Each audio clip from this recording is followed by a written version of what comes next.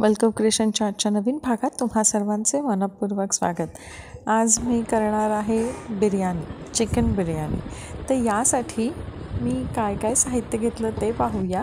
ही बिर्याणी मी माझ्या आईच्या घरी बनवली होती आम्ही, तर त्यामुळे आम्ही अर्धी तयारी केली आणि त्यानंतर असं वाटलं की ही तुमच्यासोबत पण शेअर केली पाहिजे, म्हणून मी तुम्हाला त्यानंतरची रेसिपी दाखवते की आम्ही कशी केली ते।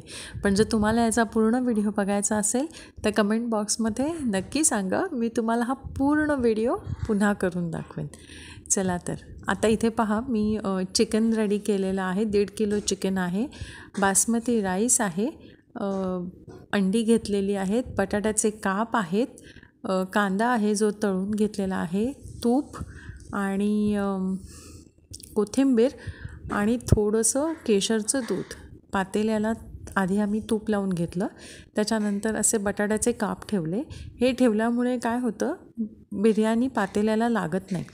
त्यानंतर त्यावर चिकनची ग्रेव्ही घातली आणि जो बासमती राईस केला होता तोही याच्यावर आधी पहिला लेअर घालून घेतला।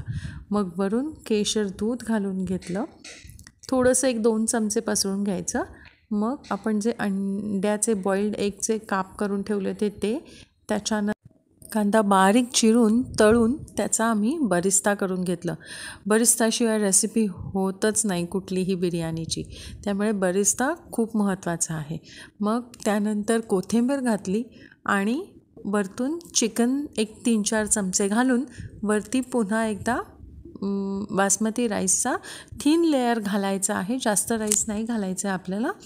त्यानंतर पुन्हा एकदा पुन्हा तसंच करायचं, उकडलेली अंडी, बरिस्ता, चिकन आणि राईस, मग त्याच्यावर केशराचं दूध, असं करून आपल्याला सगळे लेयर्स कंप्लीट करून घ्यायचे आहेत। जेव्हा शेवटचा लेयर असेल ना, तेव्हा वरती उरलेलं सर्व चिकन घालून घ्यायचं आहे। ते झालं की मग आपण याच्यावर हे बघा राईस घालणार आहोत थोडा।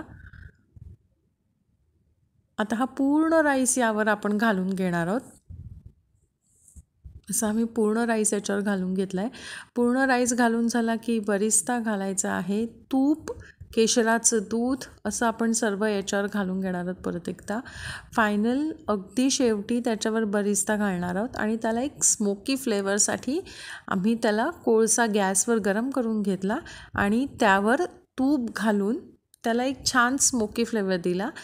हे जेव्हा संपूर्ण तयार होईल ना, तेव्हा कोथिंबीर पण घातली होती आणि मग जेव्हा असं पूर्ण तयार होईल ना, तेव्हा त्याला गॅसवर ठेवायचं आहे 45 मिनटं। गॅसवर ठेवताना आम्ही जी परात ठेवली होती त्याच्यावर एका पातेल्यात पाणी भरून ठेवलं होतं, म्हणजे जड असं काहीतरी ठेवायचं। आणि अशी आमची ही संडे स्पेशल चिकन बिर्याणी तयार आहे। तुम्हाला ही रेसिपी कशी वाटली कमेंट बॉक्समध्ये कळवा। पूर्ण रेसिपीसाठी पण मला सांगा, म्हणजे मी रेसिपी पुन्हा बनवेन। धन्यवाद।